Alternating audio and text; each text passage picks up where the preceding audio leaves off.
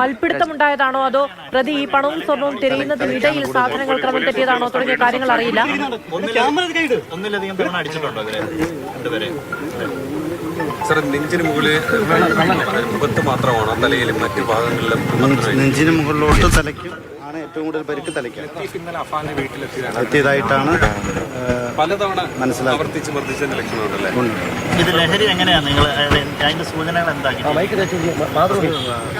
എവിഡൻസിന് ശേഷം മാത്രമേ നമുക്ക് എന്താണ് ലഹരി അതിനെക്കുറിച്ചൊക്കെ പറയാൻ പറ്റും. സാർ ഇവരുടെ ശരീരത്തിൽ ആഭരണം ഉണ്ട് നഷ്ടപ്പെട്ടതായി കാണുന്നില്ല. അത് ബന്ധുക്കളുടെ സ്റ്റേറ്റ്മെന്റ് എടുത്താലേ അത് ബാക്കി കൂടുതലായിട്ട് പറയാൻ പറ്റും.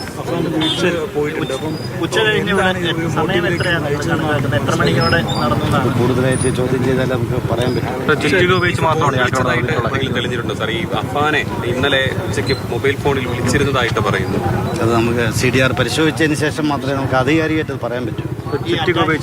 അതെ അതായിട്ടാണ് പ്രാഥമിക അന്വേഷണത്തിൽ പ്രതി പലതവണ ആഭരണങ്ങൾ പണയം വെച്ചതായി അല്ലാതെ നമ്മൾ തെളിവ് എടുത്താലേ നമുക്ക് പറയാൻ പറ്റും. അതും ആ ആംഗിളിലും ഇൻവെസ്റ്റിഗേഷൻ നടക്കുന്നുണ്ട്. ഈ ലഹരി ഉപയോഗിച്ചിരുന്നതിലും ഏത് കേസുകളോ അങ്ങനെ എന്തെങ്കിലും ഇല്ല, ഇത് നിലവിൽ അറിവായിട്ടില്ല. അതിനെക്കുറിച്ച് കൂടുതലായിട്ട് അന്വേഷിക്കുന്നു. ഈ ആക്രമണത്തിന് കാരണമായിട്ട് എന്താണ് പ്രാഥമികമായി ആക്രമിച്ചതിന്റെ കാരണം? അത് പല കാരണമുണ്ട്. നമ്മൾ അത് ഇപ്പം ഈ അവസരത്തിൽ അത് പറയുന്നത് ശരിയല്ല. Okay sir, thank you.